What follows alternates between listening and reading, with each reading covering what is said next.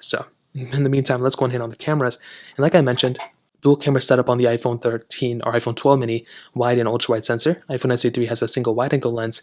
Both can do 4K at 60 on the back, which is great, but the iPhone SE3 can only do 1080p at 60 or 1080p on the front, which is still good enough. But the iPhone 12 mini can do 4K at 60 on the front, which is really cool. With the iPhone 12 mini, as I've talked about for a couple years now, this camera is very good. I've had very few complaints with this type of camera, and I do think if you're somebody who just wants to get a camera and move on with their life, this is a very solid option.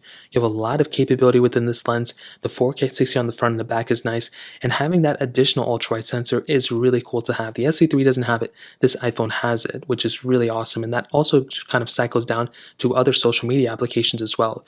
You still have things like portrait mode and stuff, which is really cool too. So this is a very solid camera. Now, with something like the iPhone SE 3rd generation, I definitely do think it's not a bad camera, but I do think it's a little bit dated nowadays. I mean, you don't have any extra sensors at all. You only have a wide angle lens, which I think is good, but it's almost the exact same camera as the iPhone 8. It's really that with some better image signal processing with the newer chipset and portrait mode. That's pretty much it. Other than that, it's almost identically the same camera. So, although the SE3 is the newer phone, I think the iPhone 12 mini has a better camera. And that kind of